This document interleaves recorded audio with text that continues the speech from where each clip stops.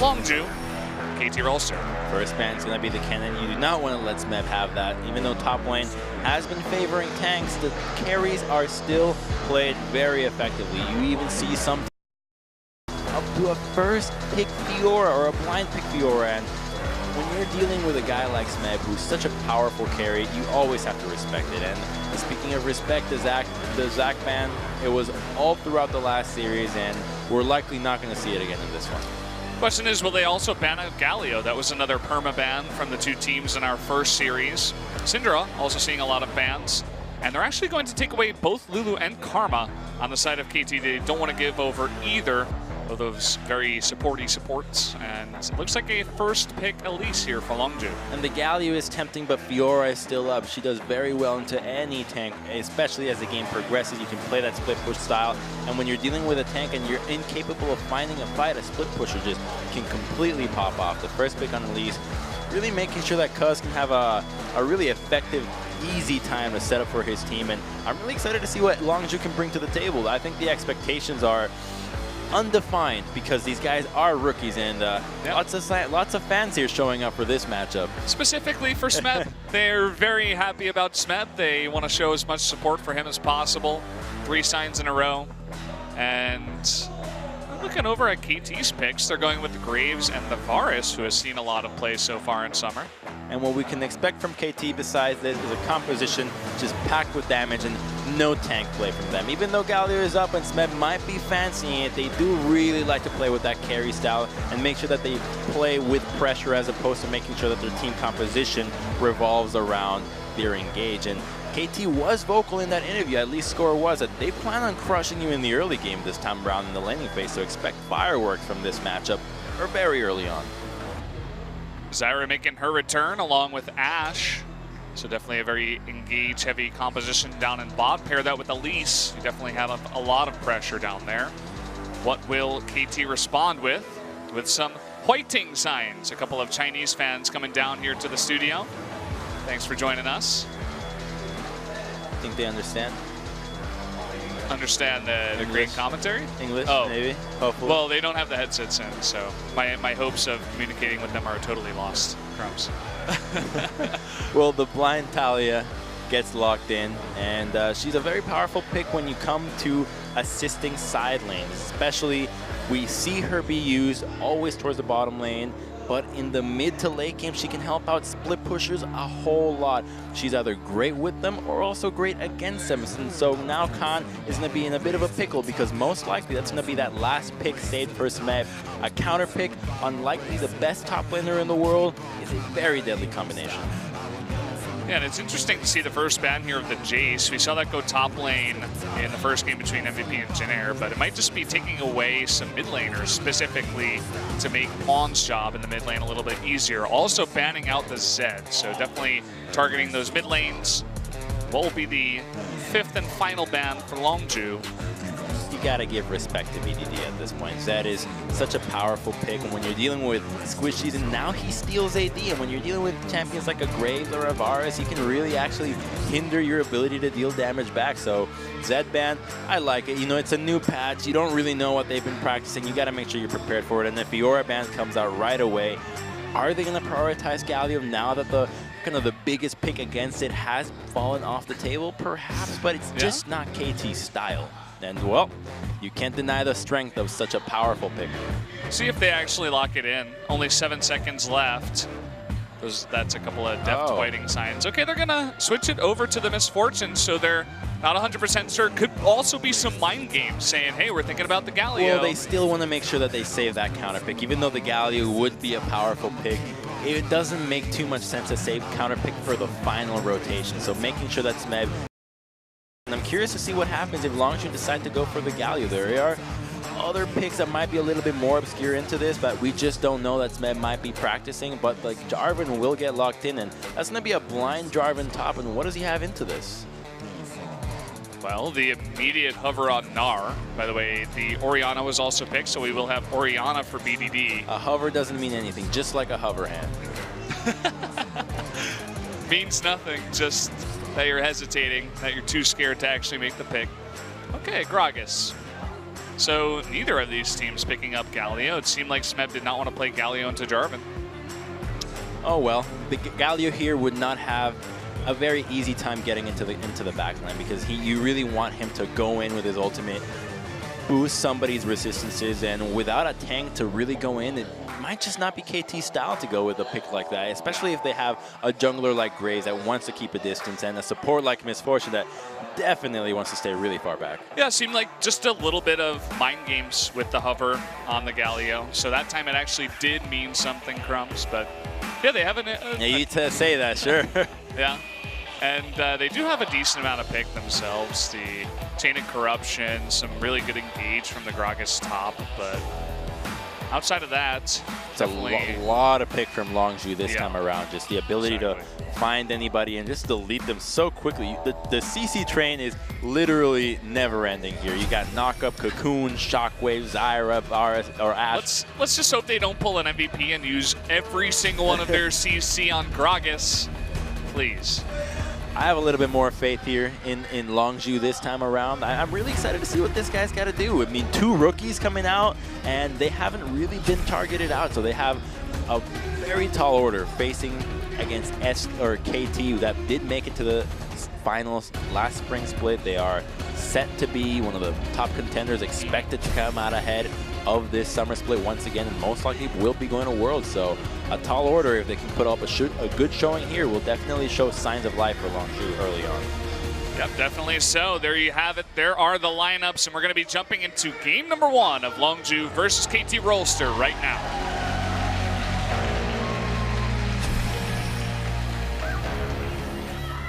Looks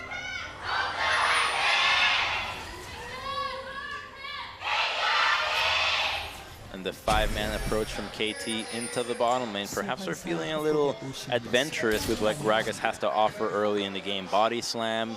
Yeah, they're looking for new experiences in the bot lane. Gragas never quite felt something like this before. He gets some. I'm sure due to his alcoholism, he's felt lots of things. I think he might have been You saw that, but okay, the slow's going to come down. Can they actually land anything? It doesn't look like it. He does get a lot of stacks off that Spell Thieves, and Longzhu will respond with warding the red side jungle. So in the end, I'd say victory of this little exchange goes to Longzhu. They get advantage of vision, and they will be able to scout out where Score's route starts and predict where it ends. Khan hanging around here. He looks like he's just waiting to put down the ward. It's only 60 seconds on that trinket, so you want to make sure you have as much time as possible to see as much as possible. Looks like it will be a red side start here for Score. Will it be straight to the red, or will they do the Raptors? Raptors is more common. It looks like he is going to head that way now. Yeah, the Raptor start is a little bit safer. When you get scouted out, they have to at least acknowledge the possibility of the red buff being warded. And if you were to do red buff, then it gives a bit of a tell, because oftentimes we'll see Graves go for a red into an invade right away, and an Elise that is not level 3 and doesn't secure a blue buff can struggle quite a bit in the early stages of the game. Score chilling on that ward. They see exactly what's going on, and I love that they hand over this Ash Zyra to the veteran bot lane of Prey Gorilla. They're really relying on these guys to make the picks, to get the kills down into the bot lane. Even though Mata does get the Misfortune into the Zyra, it's still, you know, it offers Prey and Gorilla an opportunity to carry their team from the bot lane. And we'll see if they can actually do it. They're going up against a very mechanically skilled Depth and Mono lane, of course. And Prey definitely can carry on Ashe. He's one of those first guys that has been popularizing the pick for so many years. Even before she got slightly changed in the way that she worked, he was always playing that Ashe and making so much use out of the Hawkshot, and expect him to really utilize that to keep tabs on Score, one of the best junglers in the league. And if he can get influenced by the vision that Prey can provide, then perhaps his pathing gets nullified, but he's already making some moves early on and will be counter-jungling and in a great position to go for a gank from behind Longzhu. Yeah, and by the way, it doesn't seem like they have any idea, because there were a couple of pings up in the red side jungle of KT. Back pings probably by Cuz saying, hey, Graves is probably on his red side right now, but he's actually just counter-jungling him towards bot, and Gorilla is incredibly low. Once this wave hits, but there is a ward to scout out things a little bit earlier from Longzhu in the back of them, but Kate Score still waiting around in the wings, and here we go. There he is. Slightly late reaction. He does have that red buff. Trying to just get as many summoners out as possible. They will get the heal. That's about it. It's a cute trade, not too much time wasted. Got the counter jungler so that he got the objective that he wanted and was able to help out the bottom lane. That's the kind of gank that you want to have. And now they're going to try to dive top, but Smeb is quite difficult to gank with that body slam. Whoa! And there's no minions here. Cuz is going to eat it. Will be forced to repel. Whoa! And it looks like they might get out alive. Smeb is not going to chase, but definitely not the cleanest top lane dive gank from an Elise I've ever seen, Crumbs. That is not an easy champion to dive, especially if you pull it off like that. And Smeb can be happy about that one because at least wasted her time. And for only a flash burn on the champion that's as tanky as Gragas, sounds worth it to me. Doesn't seem shaken at all. Seems totally fine. Stoic about it. Not even close. He knew it wasn't going to happen. He's like Faker. He sees 5 seconds into the future, knows his death is not there. Yeah. It's pretty cool to see that. I mean, it's Smeb up against a couple of rookies, and you know, all eyes on them. Maybe a couple of nerves coming out from the top and jungle from the side of Longzhu. BDD, no sparks from him in the mid lane just yet. Can't really expect too much this early on from Orianna Talia, but here comes Cuz. Not feeling it. He's got...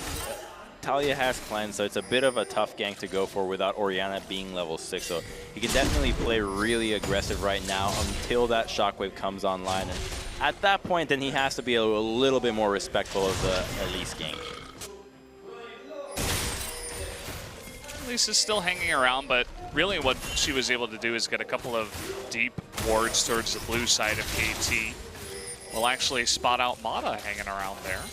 Those are great wards to have, right? You know, Gray splits the map topside, you go to your own side, you start getting the vision that you can, and you always prefer deep vision. Deep is always the way to go here with your vision, and he does so accordingly with that trackers or that jungle upgrade.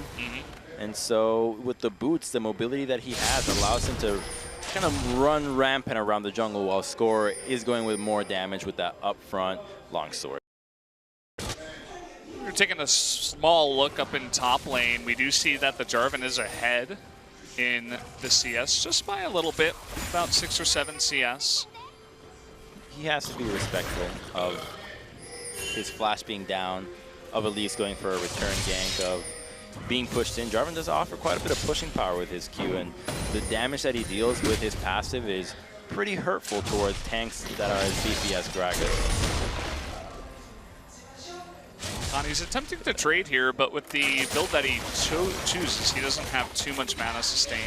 Obviously, just the corrupting pot. Score hanging around bottom. Doesn't look like they're too close, but Pawn, he wants to, if possible.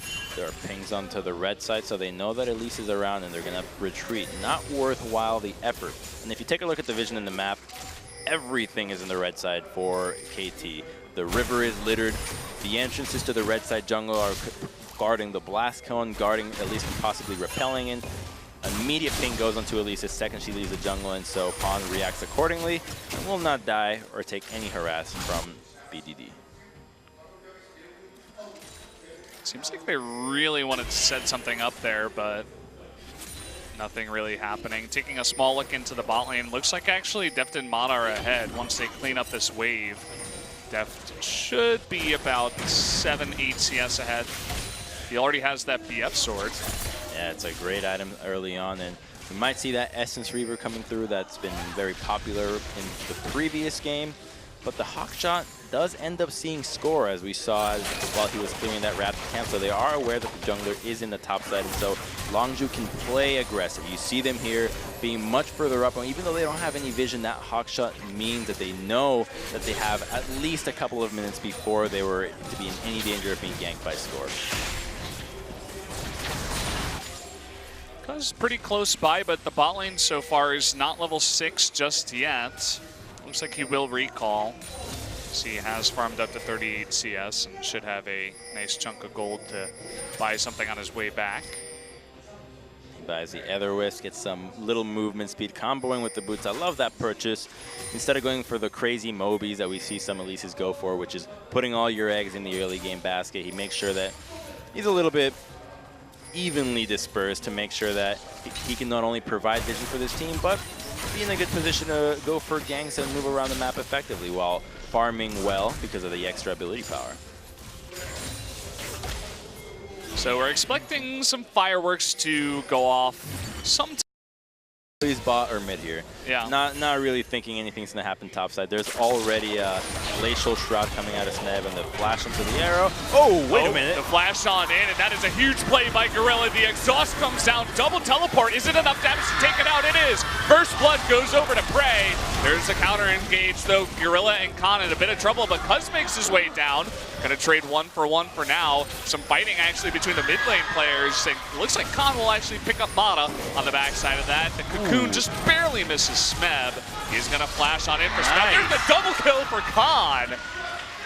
What a play. They're able to go 3-for-1 here as Longzhu on top of KT. Great TP there from Khan, but most of all, that engage from Longzhu was really cool to see. The arrow gets flashed, but Deft still in range of the flash root from Gorilla, and the follow-up is immediate. The Strangled Thorns, the Grasping Roots, the combo is just so powerful to deal with, and when you're dealing with so many plants that are also empowered in their attack speed, and they're hammering away at a measly level 6 Varus, he just doesn't stand a chance. Yeah, I can't wait to see that replay actually, because there was a bunch of stuff going on. Like we had BDD and Pawn fighting in the river, and there was a fight. It looks like Mata got a little bit too out of position. Let's take a look at that right now. The arrow gets flashed, but just a perfect position here that can hit a two-man root. Mata does sidestep it, however, but the exhaust from both sides makes sure that the fight lasts long enough for the teleports to come through, and immediately Jarvan just so darn strong right now. Nobody able to focus him because Elise is coming through. And in the river, Talia and Orianna messing with each other, making sure that nobody gets to the bottom lane on time. But Orianna does lose that trade, so we have to keep tabs on her because she no longer has summoners. And that would mean that a gank in the mid lane can be very rewarding. Good presence by BDD to actually follow up for the kill onto Smeb towards the end of that. She actually helped out with the shockwave to lay down that last bit of damage and help Khan pick up the double kill. So great communication. Like, give me the ball, I'm flashing in, I'm using shockwave, whatever they might have said. It looked wonderful. And for rookies, that's some great synergy right there coming out of Longzhu, a team that struggled last split, but this time around maybe reinvigorated with new blood. When you mix it with old talent that is as resilient as Prey and Gorilla, you get yourself a lineup that is always powerful. It's such a great combination to have in pretty much any sport, in any endeavor. You got young and old, and the young inspires the old gets invigorated, and the old gets invigorated. I don't even know what to say. I had it, man. It was so good. It was right there. Dang it. You gave yourself the alley-oop, and then you tripped on a plant, but it's okay. The old provides the wisdom for the young, I suppose. Yeah. Well. And I mean, that's what I was saying, you know, in the bot lane there. It's, okay, hold God, that thought. So much damage. Okay, he's not going to go in, though. Score incredibly low. Lots of burst damage, actually, Cuz not going to take the chance. And Khan, he's very far ahead. He's going to make that opportunity up in the top lane for himself. Gets a solo kill on the back of that. And even though Khan is significantly far ahead, this is a matchup that does benefit the Jarvan. He's capable. He had pressure the entire time. That's why the gank was able to happen in the level 3. And even though it wasn't successful and actually ended up going the way of KT, the pressure still benefited Longzhu. And now he's a 3-0 Jarvan, just poised to take over this game.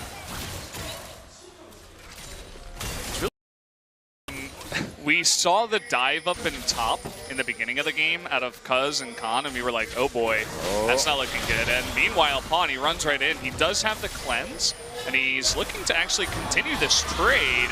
Great sidestepping from Cuz. Yeah, that's not going to work out, though. Pawn will eventually get some help from Mata, who does clean up the kill.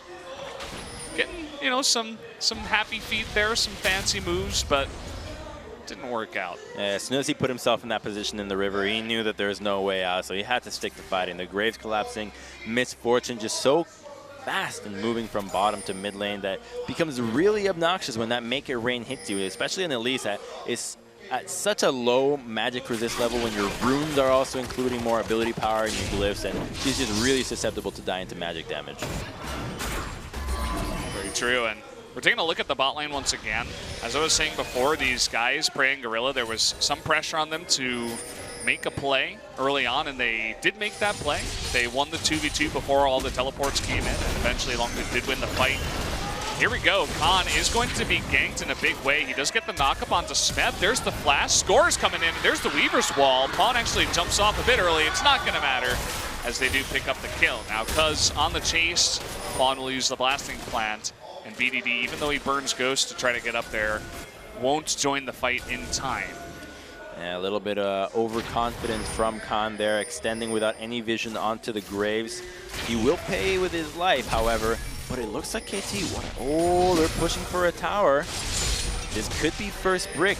Does he have enough time to teleport? Orianna and Elise are collapsing on the replay here. This is going to be their solo kill. Yeah, well, you can dodge that. Really nice reaction time by Khan. That's part of the reason why Jarvan is pretty good against Gragas. I'm beginning to see it. Finally believing. Well, I think we do need a bigger sample size for this one. But... And speaking of... Whoa. That's a QSS first item completion from Prey there in the bottom lane. So making sure that he doesn't get hit by Chains of Corruption early on. And this build, while we haven't really seen this happen too much, the Ashe build that Prey has been going in solo queue is rushing that Blade of the Rune King straight into Hurricane into Infinity Edge. So lots of DPS early on. Even though the Hurricane does not proc the on-hit effect, Blade is just at such a powerful state. It hasn't been nerfed yet. Even though the changes are tentative and likely will go through, it's still a very powerful item. Yeah, which is why it was funny to watch in our first series. Both AD carries just going Essence Reaver first over and over and over again. But Prey wants to take a different route, even mixing in the Tabi as well as the QSS, playing a very defensive build so far. Well, as Ashe, you're always in such a position where people just want to dogpile you, and when you're dealing with Graves and Varus, the damage reduction from all their auto attacks really adds up, and then let's see 1v1 more people.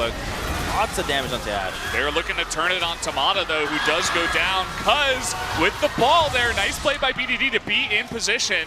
Khan makes his way down with the teleport. That will be one kill going over to Longzhu as they look to turn that into a Cloud Drake as well. And the great pick on Tamada, just overstepping, not recognizing the vision there over the wall, but oh, I like this play from Khan. Looking for Pawn. He does have flash, but Jarvan doesn't care. He's got his Cataclysm. He's going to have to flash over the wall. Nice reaction there. It seemed like he knew it was coming, but still had to burn that flash. Prey getting frisky. Defending that control ward with his life, and that's my bush. Oh, look at that. Smeb is going to be able to take down first brick for himself, and even though he was struggling in lane, none of it matters anymore. Missed Shockwave meanwhile. Well, BDD was looking good up until that. I'm sure he's unhappy the Observer caught that at the last second. Nobody gets happy when the Observer sees all your mistakes. You always assume that the Observer is always on you. There is a TP from Smeb and not one on Khan, though, so this could be very dangerous for Longzhu if they decide to pull the trigger. However, they don't have minion pressure just yet, and Talia has to defend middle.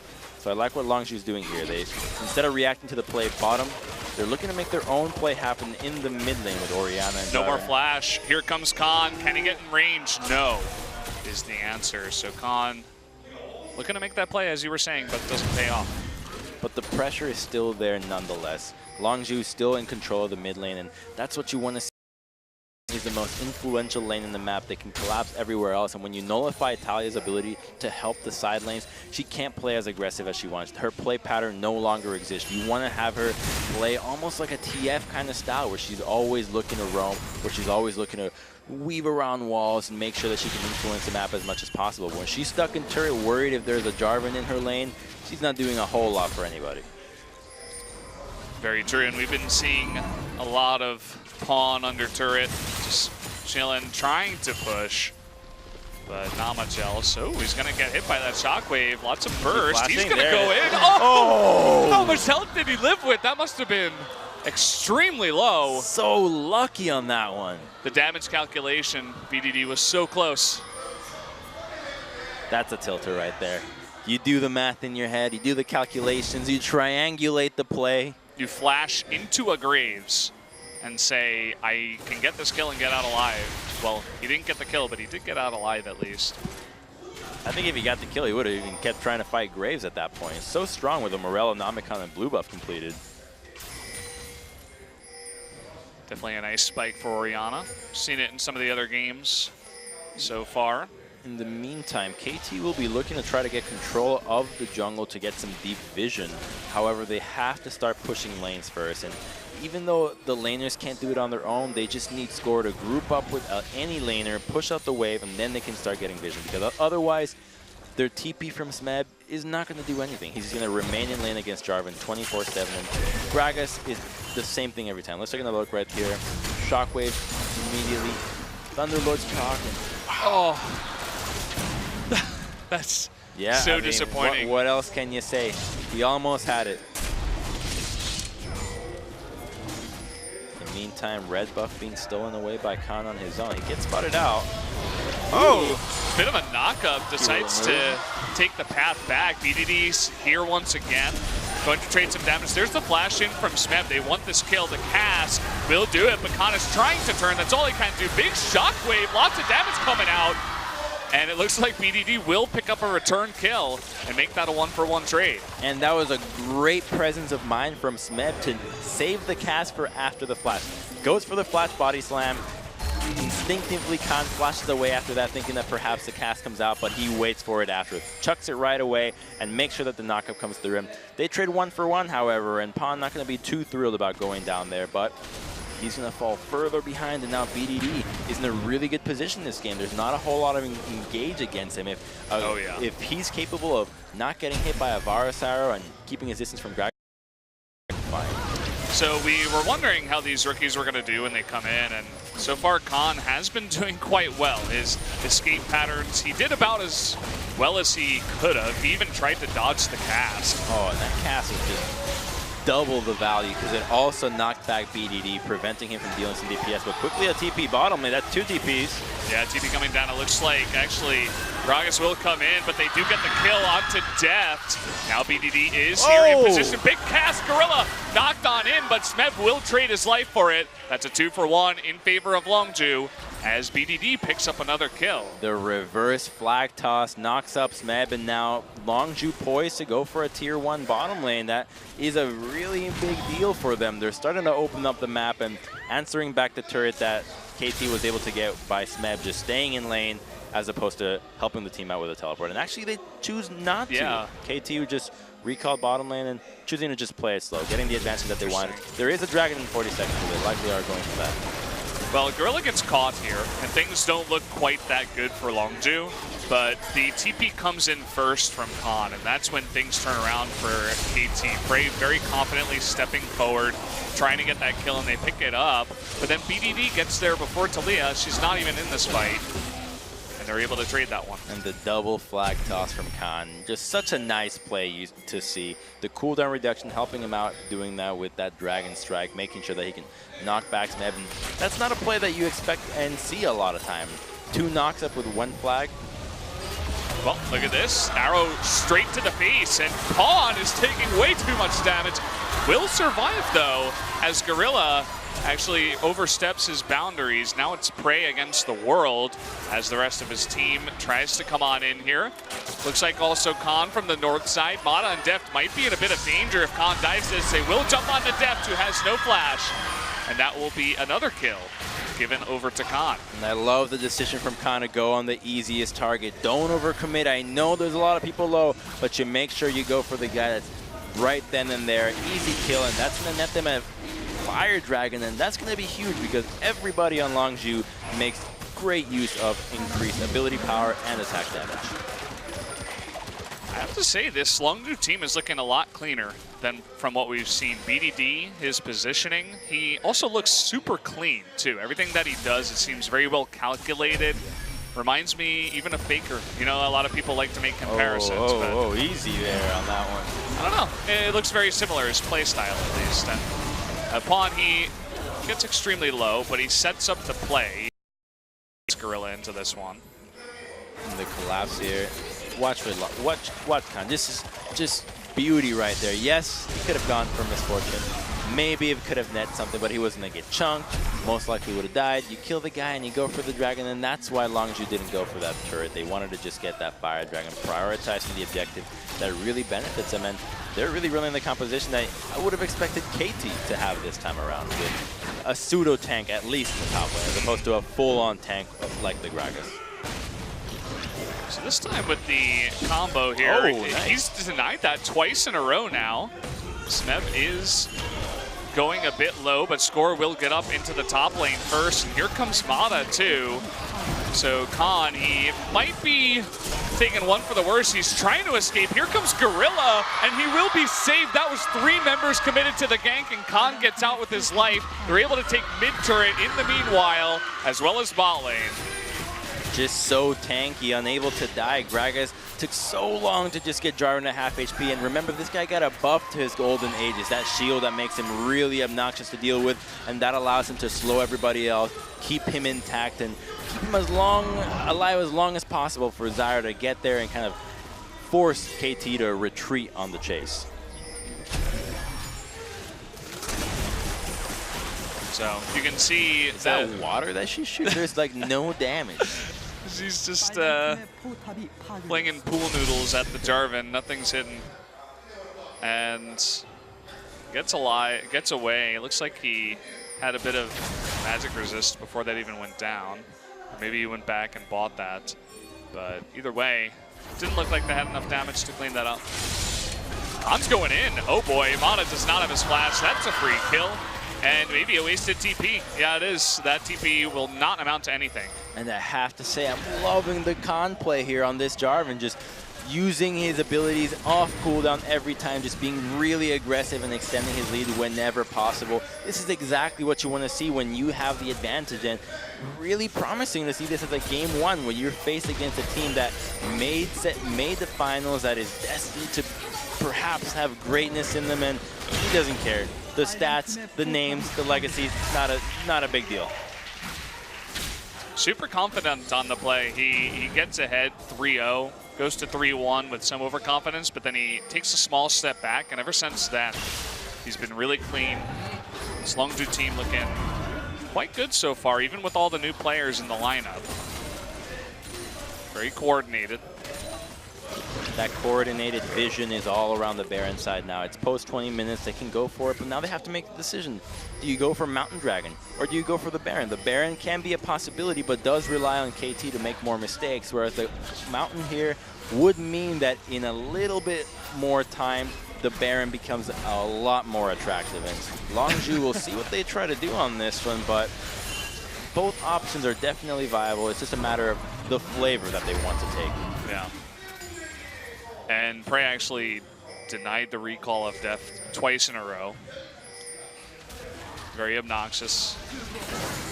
Looking for a pick onto a pawn that has cleanse and the Banshee's Veil. Wasn't really in a dangerous spot either.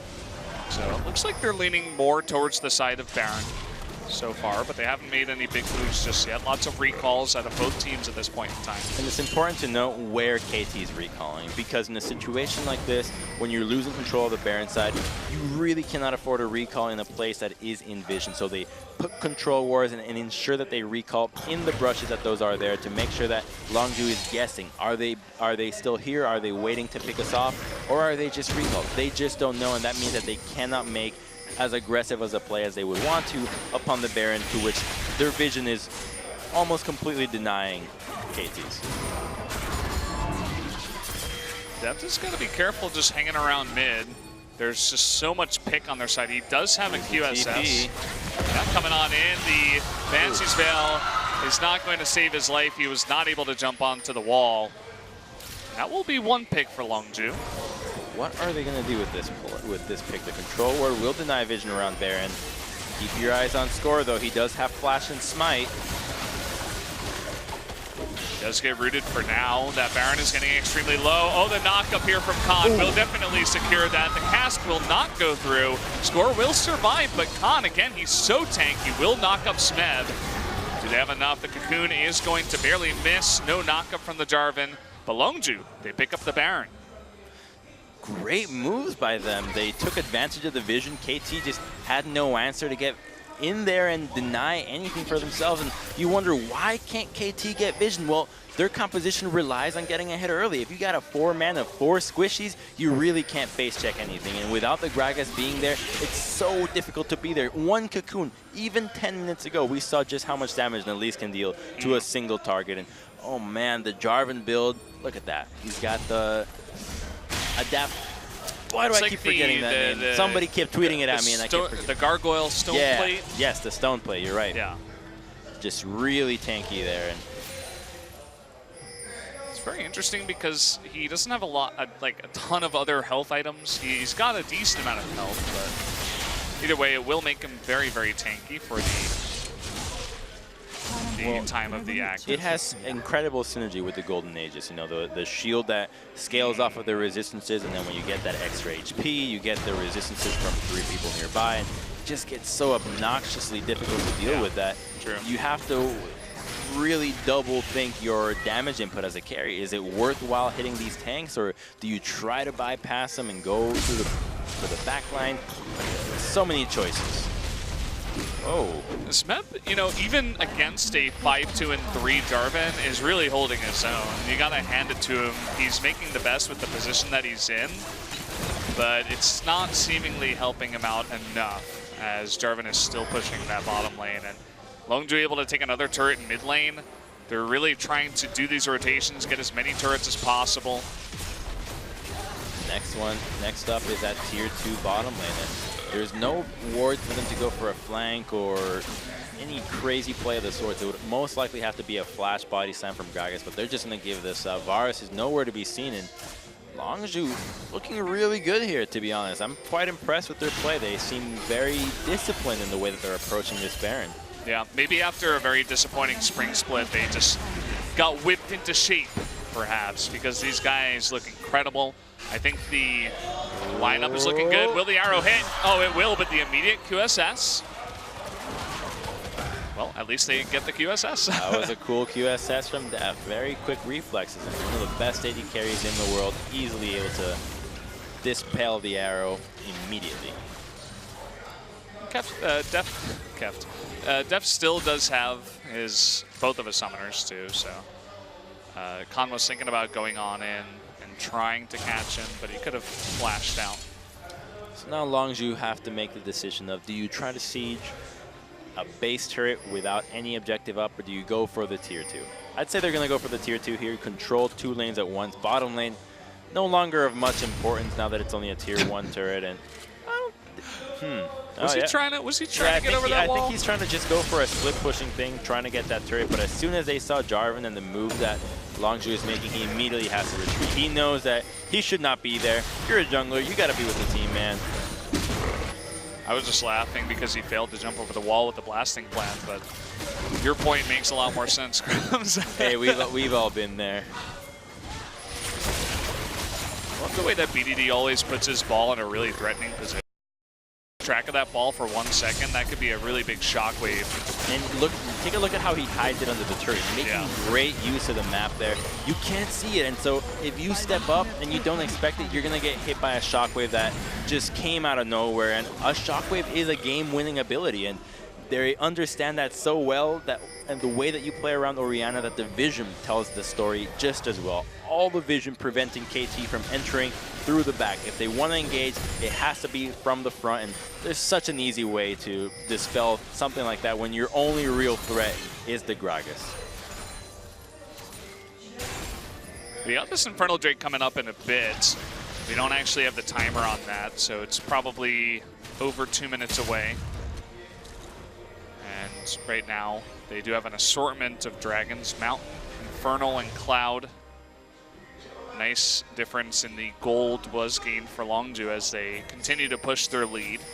You know what I wish happened with the dragons? That every time you took a dragon, depending on what you took, your character started glowing accordingly to the color. So if you got fire dragons, you start glowing a little bit red. You got mountain, you're a little bit brown. What about if you get like 3 different colors though? Oh, you glow 3 colors. So what is the mix of white, red, and brown? Beige? Yeah, I guess. kind of like a brick color, maybe. Yeah, you start glowing brick colored. Good idea. I like it. I see where you're coming from. The VFX would be so complicated that it probably would never happen. Maybe just the last one that you got, but well, that'd be hard to predict. Yeah. I don't know. Well, the Fire Dragon will be in 1 minute 28. If Longzhu can secure this one, they basically have like the best dragons here. No use for Ocean this time around. Just double Inferno with a mountain and then the cloud. Just really solid stuff from them so far. And their ability to secure these incredible roulettes of dragon is going to help them out so much. And they're already 10k up, so just having dragons in the bank means that it's going to be so much harder for KT to try to make a comeback. Yeah, well, we haven't, the biggest roulette, the biggest kind of crazy RNG I've seen. Well, actually, hold that thought. Khan, he might get caught here all alone once again. Everybody on KT is here. Khan wants to make something of it, trying to kill Pawn. In the meantime, he's getting close. Oh, he misses that flash, though. That's really unfortunate. Big pick for KT. They take that Jarvan out of the picture. Feels bad, man, especially when there's nobody else on Longzhu in that position to take anything else on the map.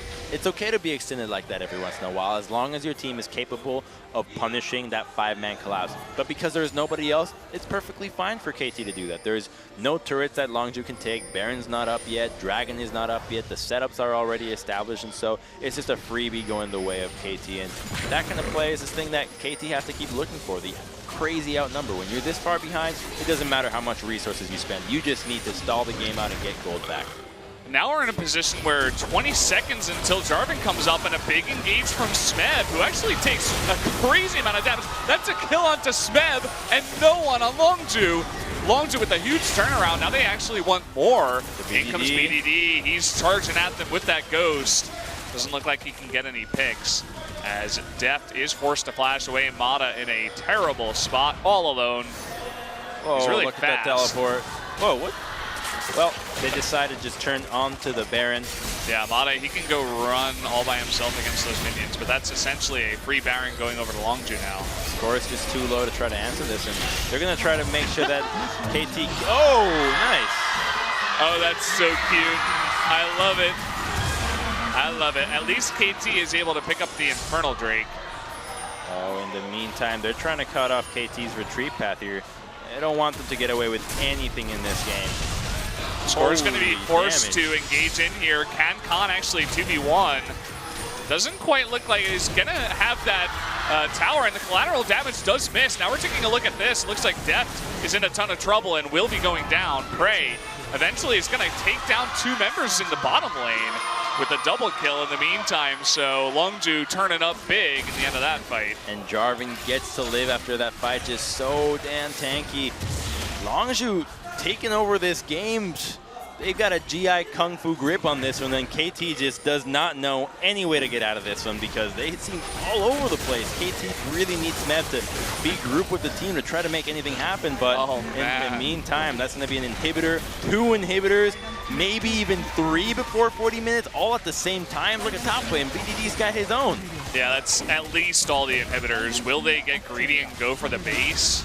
Oh, you don't have to at this point. Doesn't look like it. Death timers. Yeah. You base and you go for the game-winning push in the next minute. You can tell how desperate KT is right now when they use 2 ultimates to try to kill Gorilla, and they don't even get close. So Khan lives, by the way, and this is the easiest cleanup in the world for Prey. They got to start thinking about game 2 already, because to try to come back from a triple inhibitor situation is one of the most difficult things in League of Legends, especially when the Baron is only halfway through. That's 3 waves of super inhibitor or super minions coming into your base, and the wave clear there against those empowered minions is nearly impossible to deal with. Score on the run. Looks like that cowboy will get out this time. Spreading themselves across 2 waves. They know top lane will answer eventually, and I like Smeb's position here. He understands that the TP is most likely not going to work, even though it will be up by the time that Longzhu go for the push, just hiding behind, and they're going to have to go for a real crazy play onto this one, and most likely will have to engage onto Orianna to try to make this battle work. Oh, but he gets scouted out. Great scouting there from Gorilla. Yeah, Gorilla keeping tabs. There is the Weaver's Wall. Prey is kind of zoned out, but Longzhu sticking together. Get that cocoon onto Smeb, and they're immediately going to town on those Nexus turrets. The Baron buff, super minions is just way too much. Good cast onto Gorilla, but it's just too much at this point. 2 members are going to go down. Now it's the cleanup crew. Prey going to pick up another kill.